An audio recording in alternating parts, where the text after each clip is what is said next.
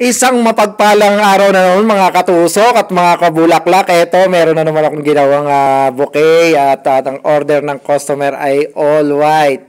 Walk-in customer lang siya. Ayan, 28 pieces rose. 28 pieces roses nga pala. Nagngingiwi-ngiwi yung aking kaharap na kasamahan sa trabaho. Baka pasensya na kayo, hindi ako magaling magsalita. Kaya yan lang. Yan, tuloy-tuloy lang gawa. Ikot. Ikot-ikot. Pamilog lang daw ang gusto ng customer. Kaya, ayan, binilog ko na siya. Ayan. At pagkatapos niyan, lalagyan ko ng limonium. Ayan, nilagyan ko ng limonium, paikot. Ayan, malapit na siyang matapos. Ang ibabalot ko naman sa kanya ay, ano tawag sa Pilipinas ng Sinamay ba yun? Yung abaka. Abaka. Natatawa yung kasama ko.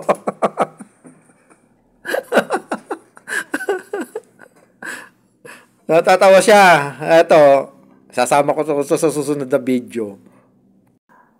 Ayan na nga, pinutulan na natin ang bulaklak at itinali. Ayan, sinimula ko ng balutin ng kesya ang tawag dito sa Arabic. Ng ating abaka na pambalot. Ayan, sipat-sipat lang para ayos naman ang bulaklak. Ang gusto nga ng customer ay simple lang. Ayaw niya maraming tupi-tupi. Kaya ganyan lang ginawa ko.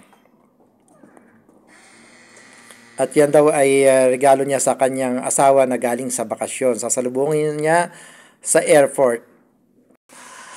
Pasensya na kayo mga katusok. Ako'y nahihirapang mag-voice over. Hindi kasi ako mahilig mag-dadaldal. Kaya ito, yung lalamunan ko medyo nagagasgas na ng konti. Walang ka-art-art sa sa pagbo-voice over Ayan. Malapit nang matapos yung aking bouquet. At kailangan pa ng sipat-sipat na naman at para maayos yung bulaklak. Ayan, tinalian ko ng ribbon na white kasi simpleng-simple lang gusto talaga ng customer. Gusto bagay sa pambalot.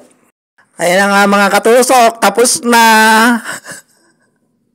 Yung mga hindi pa nakapollow dyan sa akin, follow kayo at babalikan ko na lang kayo. Ngiwi-ngiwi. Ngiwi-ngiwi kasama ko. Have a nice day. Thank you.